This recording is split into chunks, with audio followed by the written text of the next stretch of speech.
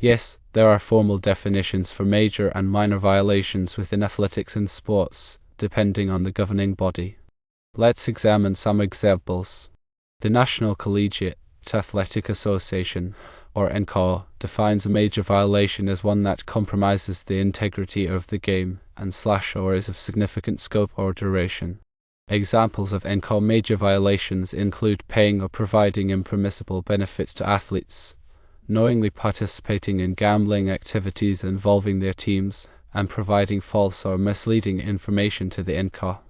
A minor violation, according to the NCAA, is a violation that is less serious in nature and does not compromise the integrity of the game. Examples of NCAA minor violations include recruiting violations that do not provide a significant advantage, impermissible contact with high school athletes, and failure to follow reporting or record-keeping requirements. Turning to the International Association of Athletics Federations, or IAAF, a major violation is defined as a violation that breaches the IAAF anti-doping rules.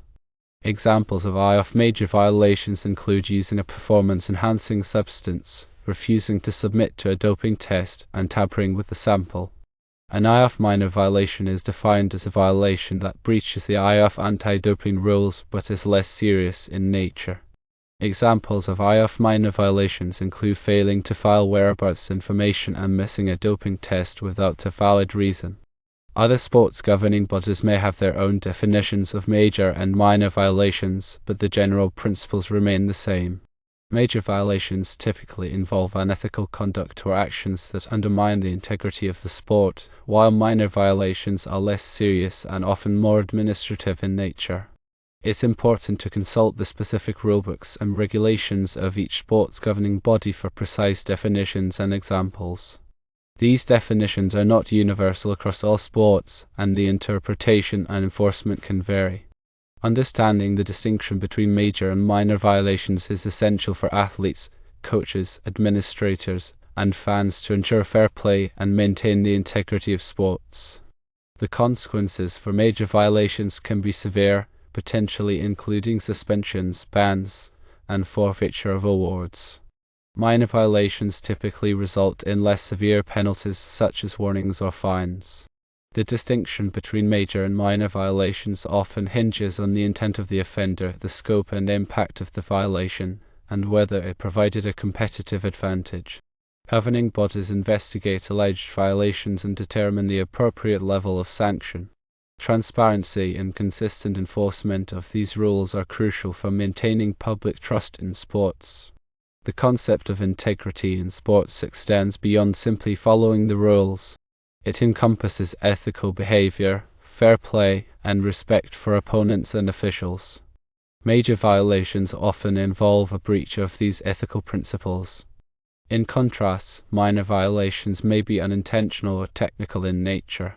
For example, an athlete accidentally using a prohibited substance due to a contaminated supplement may face a minor violation, while an athlete deliberately using performance-enhancing drugs would face a major violation. The investigation process for alleged violations typically involves gathering evidence, interviewing witnesses, and presenting findings to a disciplinary committee. Athletes have the right to appeal decisions and present their case. The definition and enforcement of major and minor violations are constantly evolving to address new challenges and maintain the integrity of sports in the face of changing technologies and practices. Rule changes and updates are common, so it's important for athletes and stakeholders to stay informed. Furthermore, the definition of major and minor violations may vary depending on the level of competition, whether it's amateur, collegiate, or professional. Professional athletes often face stricter penalties for violations due to the high stakes and commercial interests involved. In youth sports, the focus is often on education and promoting ethical behavior rather than imposing harsh penalties for minor violations. The role of governing bodies is not only to enforce rules but also to educate athletes, coaches, and parents about the importance of integrity and fair play.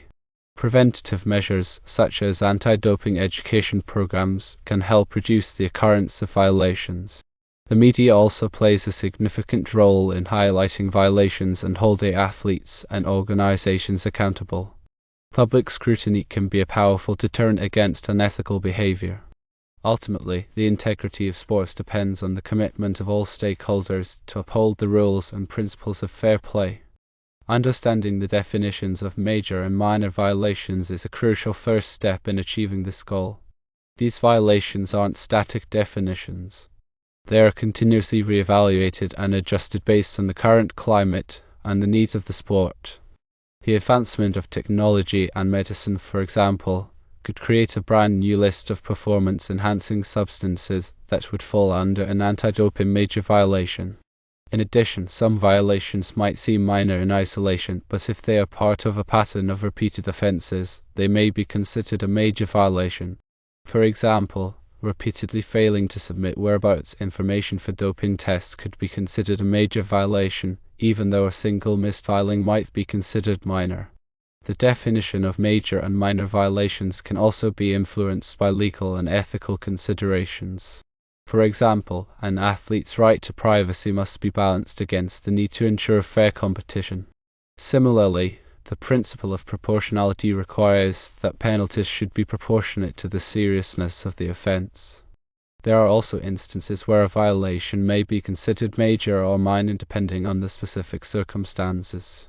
For example, providing a small, unintentional benefit to an athlete may be considered a minor violation, while providing a large, intentional benefit would be considered a major violation. In some cases, the governing body may have discretion to determine whether a violation is major or minor based on the specific facts of the case. This discretion must be exercised fairly and consistently. The definition of major and minor violations is also relevant to the issue of liability. For example, if an athlete is injured as a result of another athlete's violation, the injured athlete may be able to sue the other athlete for damages. The severity of the violation can be a factor in determining the extent of liability. Moreover, the definition of major and minor violations can also have implications for an athlete's reputation and career. A major violation can severely damage an athlete's reputation and lead to a loss of endorsements and other opportunities. A minor violation may have less of an impact, but it can still be damaging. It is also worth noting that the definition of major and minor violations can vary depending on the country or region. Some countries may have stricter rules and regulations than others. This can create challenges for international athletes who are subject to different rules and regulations in different countries. In addition to the specific examples mentioned earlier, there are many other types of violations that can occur in sports. These include match fixing, bribery, and other forms of corruption.